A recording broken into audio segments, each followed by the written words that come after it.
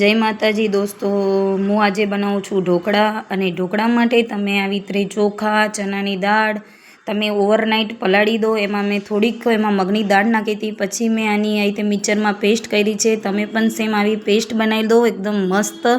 અને ઘણા બધાને નથી ખબર હોતી કે ઢોકળા કેવી રીતે બને. ઘણા બધા ખમણ અને ઢોકળાને સરખું સમજે છે, પણ ખમણ એ બેસનનું હોય છે, ઢોકળા આવી રીતે પલાળીને થાય છે.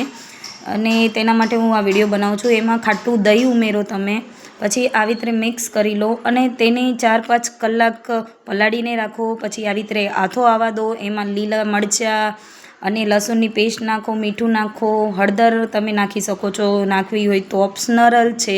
પછી એમાં તમે ખાવાનો સોડા, બેકિંગ સોડા નાખો અને એને મિક્સ કરી દો. મિક્સ કર્યા પછી તમે ઢોકળિયું ચડાવો. ઢોકળિયામાં પેન લો, પેનમાં તમે ઓઇલ લગાડી દો, યા તો તમે કોઈ બી થાળીમાં પણ ચડાવી શકો છો ઢોકળિયામાં. અને એમાં તેલ લગાડીને આવી રીતે એને સ્ટીમ કરવા મૂકી દો. એના પર મરચું નાખો તીખાશ માટે. અને પછી એને અડધી કલાક કે એમ સ્ટફિંગ થવા દો. પછી એને ચેક કરો ચાકુ વડે કે થઈ ગયા છે કે નહીં બરાબર ઢોકળા. પછી એને કટ કરો. કટ કરીને એમાં વઘાર નાખો. વઘારમાં તમે રાઈ, જીરું, સૂકા મરચાં છે, તલ છે, બધો કરીને મસ્ત વઘાર કરો. પછી તમે એને ખાઓ અને એન્જોય કરો. ચા સાથે બી તમે ખાઈ શકો છો, ચટણી સાથે બી તમે ખાઈ શકો છો.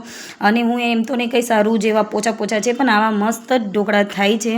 અને એન્જોય કરો. મારી ચેનલને સબસ્ક્રાઈબ કરો, લાઈક કરો, નવી રેસીપી જોવા કે વિડીયોઝ જોવા માટે.